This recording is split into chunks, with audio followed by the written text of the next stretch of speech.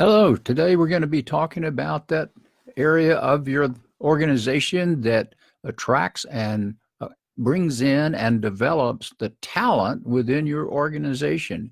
And the talent that you have is the key difference or difference maker in your ability to compete and win in the business growth arena. You cannot be a dominant organization if you have you know, what is it, C talent. You need A's and B's in order to really break through, particularly if you're in a area that needs the uh, the expertise, like in technology, certain biosciences, this sort of thing.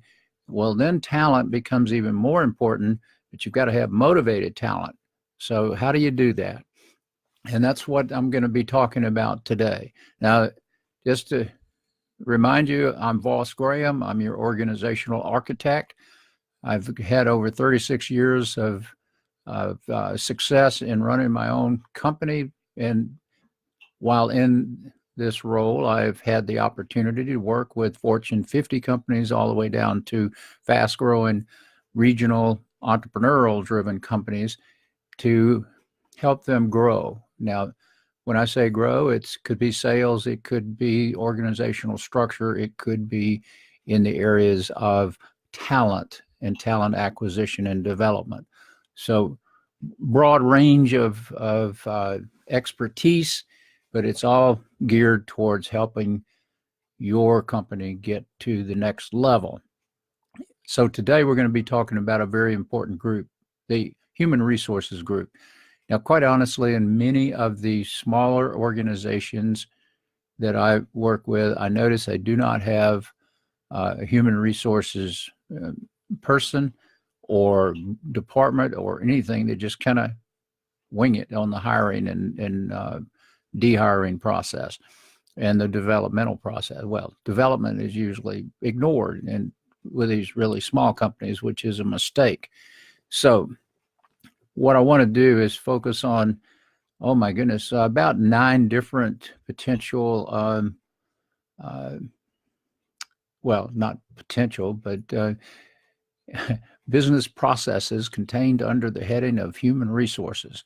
Obviously, the first and probably most important is recruiting of new talent.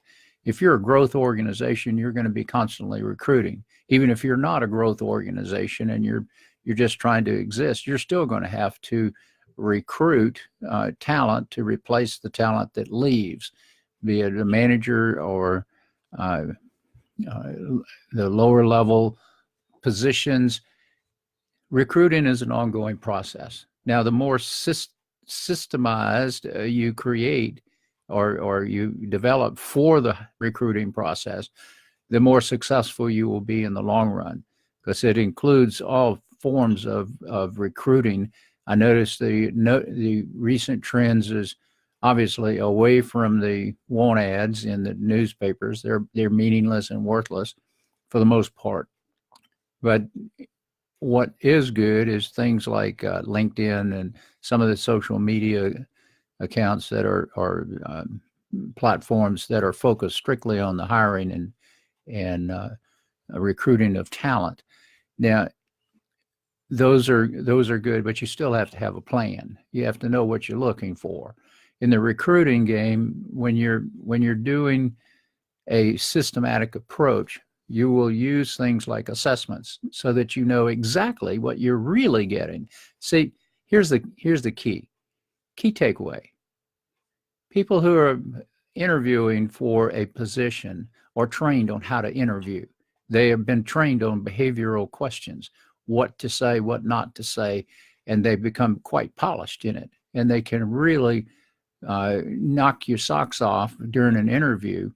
And you think you're getting one thing, but then when the person shows up and you've hired them, you bring them on board without a 90-day probationary period. Surprise, surprise, you get another human being, somebody who wasn't in the interview. Well, that's why you need assessments. They give you an objective look at who you are actually getting.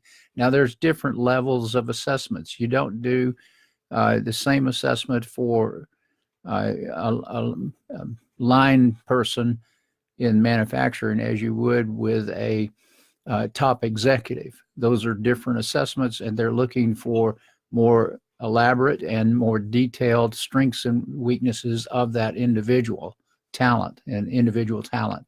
So recruiting needs to be systemized, and it's even best if you have a benchmark that's created for every position, especially the high volume positions or the key positions within the company. I would say the key positions are the most critical. And then if you have a lot of similar jobs at lower levels, then you create one benchmark, and then you check the talent against that with certain limited parameters. Usual examples are things like behaviors. How do they do their work? And then what are their motivators? So what motivates them? Where do they get their passion? Where do they get their indifference towards certain things? So if you're looking for self-starters, you've got to have certain combinations of people. If you want to have a bunch of followers, you need a different type of patterns on these assessment results. So this is part of the recruiting process. You organize it, you systemize it, and then it's repeatable. Other people can do it. Now, you still need to probably train people on how to interview and ask different kind of questions than the standard behavioral-based questions, but very job-specific questions to uncover what exactly have they done relative to that position. Now, I'm going to move through the others. Onboarding is another aspect that we look at. How well do you onboard? I've actually seen a situation where an organization hired a very talented person, put them in the cafeteria because they didn't have office space for the person, didn't have a computer, didn't have anything for them to do. And then there was a turnover in the HR department, or in the department that this person was supposed to be assigned to, and they were forgotten. Can you believe that? And after 2 weeks, this very talented person just said, this is ridiculous. I'm out of here. And he quit before he even had a chance to get started. They never tapped into his talent, even though there was a lot of cost associated with bringing him on board. And then they didn't do any onboarding. Onboarding is another process that needs to be systemized. There needs to be very clear objectives on how you bring a person on board, because as I studied through all forms of management science and research, the onboarding process is critical. These people can even come in with high levels of experience at other companies, but they do not know your company. Your company could be totally different. They don't know the political structure or the organizational paths, or who's got the power, who's not, who's just a title walking around, and who's actually a decision maker. All of this, all the systems, how to fill out forms, all this stuff is totally different relative to your company. So these things have to be taught in the onboarding process, not to mention sharing the vision of the company from the top executive level in a brief meeting, to let them know that they are important, to give them aspirational drive to enter into a high performing culture. It's all about the onboarding. You bring these people on and you get them started. Now, another clue here is your what I call uber talented people. They must be challenged from the very get-go. You cannot just sit them in a room and let them watch or observe others for weeks at a time, or even months, I've seen in some cases. They need to be challenged from the get-go. That's why they're a high performer. They're not going to sit on the sidelines. They're going to take off and do what they need to do in order to be successful. All right. Now, another area for human resource processes is salary and compensation ranges. You've got to have a plan on that, and that's one of the key jobs is compensation. What's the going rate in your territory? What are other companies paying? Now, if you're in a highly competitive market, and you're trying to just get by on bare knuckles and and not spend very much, that's a mistake. Your turnover ratios are probably going to be horrendous, and you don't realize the cost that you are adding to the organization. Now, the cost of turnover is huge, and we, in most organizations, and particularly the executive teams, don't realize the actual cost that's being incurred to the organization. I did an exercise with a CEO one time who didn't think too highly of a certain group, and then as we went through the exercise, he realized that the turnover was costing his company millions. And that's a fact. I mean, that's how much was being impacted. And at that point in time, his attitude, his mindset totally changed, and he began looking at compensation with a different point of view. Also, he started looking at turnover and wanting to reduce that significantly to extremely low levels in order to show that they were serious about growing their organization and making things happen. And being a employer of choice within the territory that you operate is also a critical need. Top talent is attracted to top companies, not the worst companies. I can tell you that right now. Unless we're in a depression or a recession, you're not going to see highly talented people applying for low-level positions. It's just not going to happen. These people want to be challenged. They want to expand their expertise or apply their expertise. They're highly competitive, and they want to get things done. Now, hiring and dehiring, I call it. So a lot of people use firing. That sounds so drastic. I just say dehire. And it's funny. In one sense, the managers who hire people need to understand that occasionally you're going to make a bad hire. It just happens. It's the law of averages, so to speak. Now, if it's a super high percentage, then there's a flaw in your system. But if it's a very low and it just doesn't happen all the time, that's more of a situation where you've hired somebody for a position, and maybe the position changed and they don't do very well. I see that most often in dehiring situations. However, before you dehire them totally, if the job has changed, then one of the first things you need to do is assess that, is there a position inside the company for this person to move to and utilize their natural strengths and weaknesses? I know there was a book, First Break All the Rules, and by Buckingham, part of the Gallup poll folks. He wrote a great book, and he said that the best managers will hire and place in positions the people who have certain hardwired traits and skills. Now, I actually know what that means.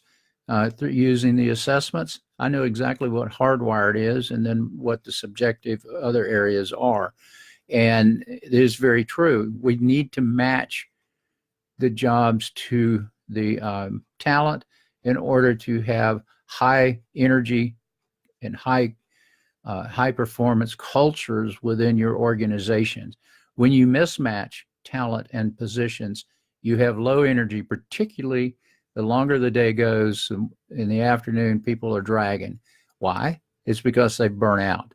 They've used all their emotional energy to attempt to change who they are in order to be successful, which is a terrible situation for a human being to be in, because they're being judged by others relative to how well they do their job.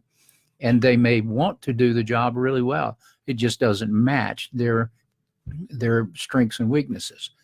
Now, another area is, by the way, back to dehiring. Sometimes the most important thing for a manager to do is to dehire somebody. Why? It's pretty simple. The rest of the team is watching this person who might be totally incompetent. Maybe they fudged a little bit on their resume, and they claim to know things and they don't. Uh, well, and that happens. I mean, that just happens. Uh, at that point in time, if the manager continues to tolerate the low performance and incompetence of this individual, what's interesting is the manager is the one who is targeted for being incompetent because they do not let the person go. Hello, wake up call. This is something that all the management team needs to understand, from the executives all the way down. If somebody is underperforming for a series of months or quarters and they seem to have no intention of improving their performance, they have to be dehired. In some cases, it's a good thing. Maybe the person wants to be fired, but they don't know how. They will not quit for various and sundry reasons. Excuse me. The so it's like a relief for them to be dehired. I've actually seen this happen on many occasions where someone is dehired and they wind up at another position which was more of a match, more of their passion, and they were terrific in the new job in the new company where they were a complete failure in the other company. And I can cite examples after examples of where the hiring and the dehiring was not coordinated very well, and it caused issues.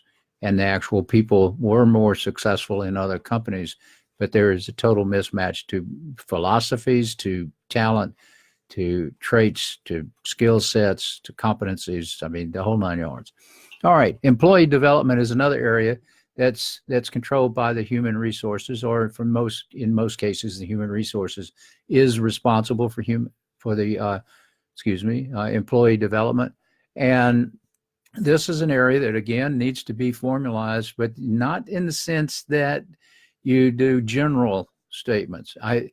One of the biggest mistakes that I see with human resources groups is they will begin to do mass training on a topic thinking that that's really cool. The problem is that not everybody needs that training. Now, if it's a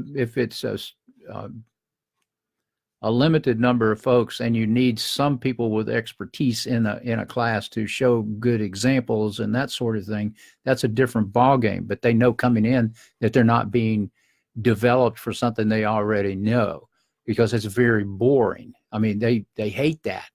I can attest to that because I have been involved in major training and development processes through the years, and people who already know things, they're not like happy at all at wasting time that they could be working productively inside the office.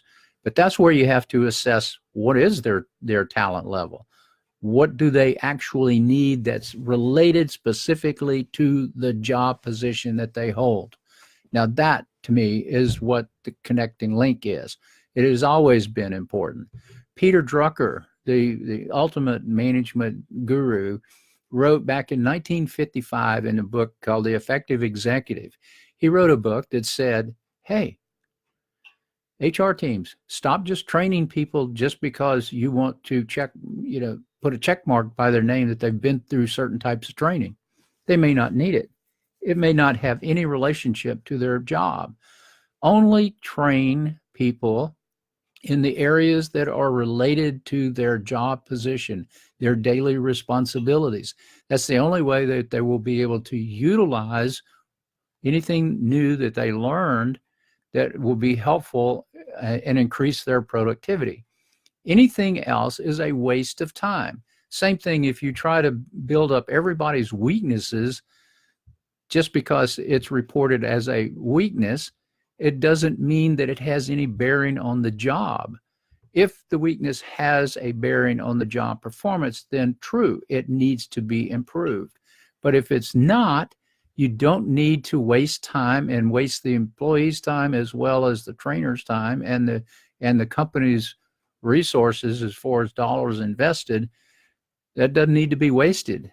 We need to focus on how things relate to the job. So that's important. And employee development is a is the ultimate goal. I mean, I know that for a fact that managers' roles is to develop their people first, and then then whatever functional area that they're responsible for, like in sales, they're responsible for driving the numbers, but their first responsibility is in developing the sales team individually so that they can excel and bring high performance at every level of the organization. Employee training is very similar. Now, I refer to training more as a skills, direct skills, such as computer training, system inputs, that sort of thing. This is the training, because development is a better word for human beings. Training is something you do with animals or skills, and that's okay. Training for skills is definitely okay. But be careful how you use the words and the interchanging of words. It's important that people know that they're being developed to excel, not to be trained like animals. And maybe this is just a personal bias on my part, but I see the reactions to people, and whereas other executives may not have ever seen those reactions, and they don't realize the difference in just one word usage. Now, management and executives, they seem to be in a different category relative to development and developmental needs. They need, in most cases, believe it or not, they need more people skills, more of the interpersonal skills in order to inspire and motivate or create a motivated culture within an organization. But in order to do that, they have to learn people skills. Now, this seems to be the number one issue that I see with executives. Most of the time, and there are exceptions, most of the time, executives are really, really good at whatever their technical expertise is, and they're really good at it. I mean, they're outstanding, but they don't translate that into people skills very well. They don't understand in all cases. I know when I'm doing the executive coaching for my private clients, it is very important that we understand their natural strengths and weaknesses, and then teach them the importance of understanding people skills. The more you get the people engaged and working with you versus against you, the faster you will attain success levels. And the organization likewise will attain success levels that in some cases were never dreamed to be possible. But it's all about the ability to relate to the people. So the management and executive development needs to be focused. You can also include in that career development or succession planning processes to make sure that we're getting the talent, the executive talent and the management talent ready to move to that next level, whatever that next level is for that particular individual. And that's where succession planning comes in, particularly at the top level. You need to have people ready to move in. In fact, if you're not doing career development and succession planning, then here's what happens. A sudden person, suddenly you lose a key person and you have to promote somebody. And then maybe they're not ready because they haven't been developed at all in that skill set or in understanding the philosophies of that job. Well, now you've got a problem. You either bring somebody in from outside, which stalls the growth process of the people below, or you promote the person before they're totally ready. Now that requires immediate hands-on coaching, mentoring, development of that individual to learn how to excel in the position. This is one of these gaps that we see that are ignored. I was involved in a situation where a production manager developed cancer, passed away suddenly. The number 2 guy that was there was more of a craftsman than a production manager, a leader. So we had to work on that relative to losing the craftsman mentality and taking on the leadership mentality.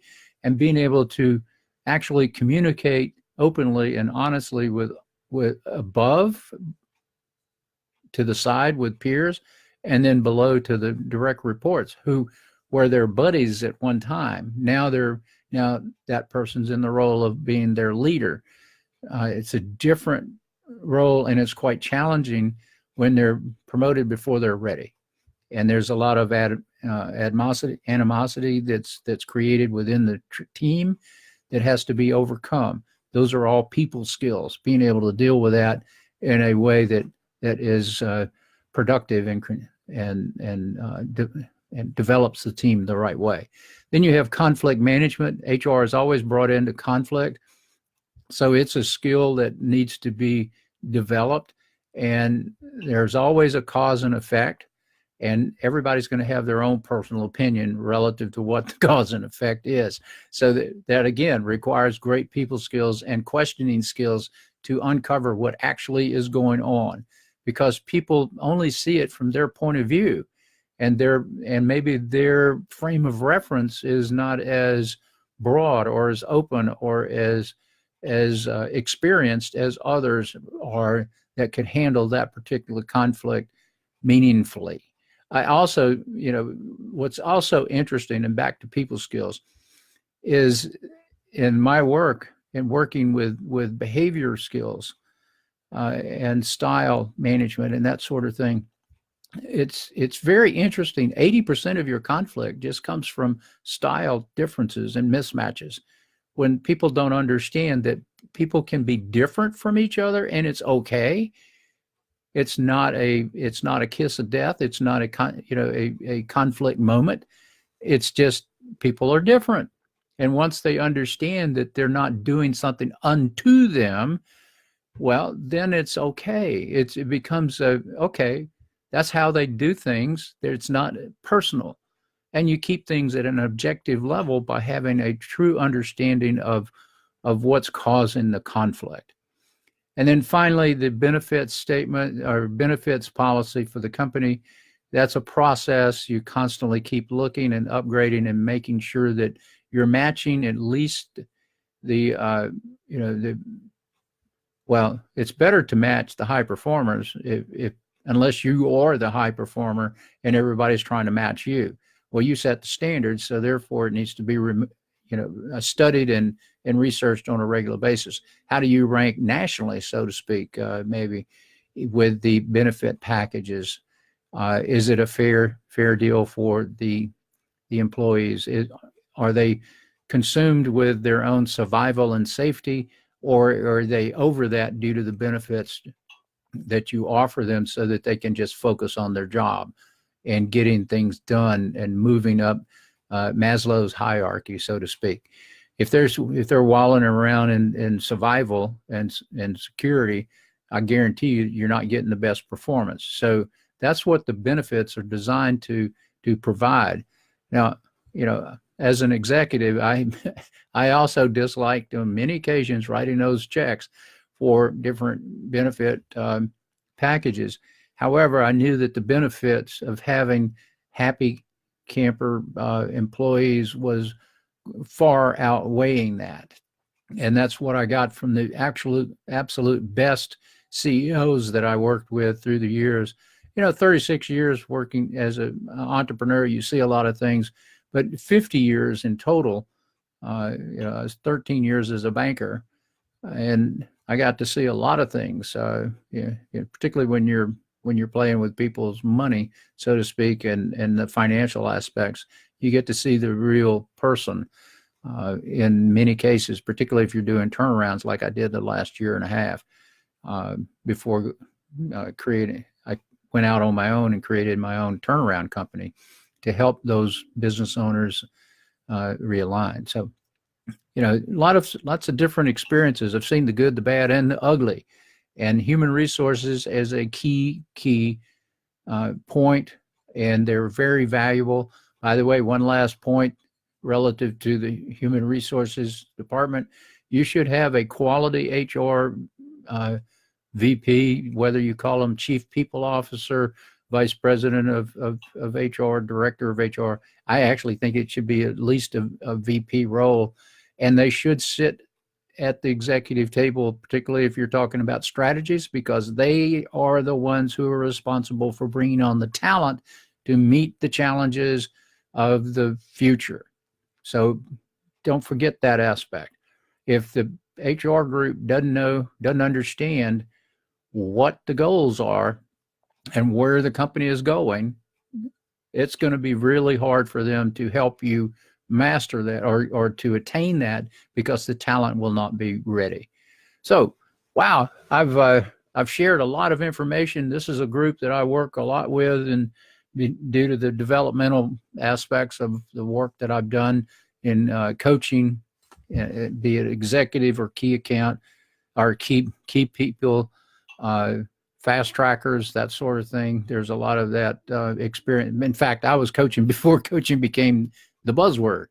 I mean, to me, it was just helping clients improve their abilities and skills and develop them. And now it's got a formal term of coaching with certification groups and all kind of things out there. And that's handy, I guess. I'm not certified. Don't care to be certified, because who certifies the certifier? I just get results for the clients, and they seem to like it because they keep sending me more people to work with. So with that, I want to thank you for your time today as we talked about human resources, which is a very key element of processes, major processes for your business success in the long and short term. The talent that you have is going to be a major factor in the success of your organization. With that, thank you very much. If you want to please leave a comment, a question, a like or share, whatever you want to do that it feels appropriate. I really appreciate the opportunity to share and give back to business people. That's my whole goal, and during this time period is to leave something behind. The very first video I posted this year was talking about that topic, leaving something behind. That's what I want to do. When you start getting as old as I am, you realize that you don't have as long to go. So you want to give back what you can during that period of time. So that's the end of my testimony. You take care. Have a great week and a very successful year.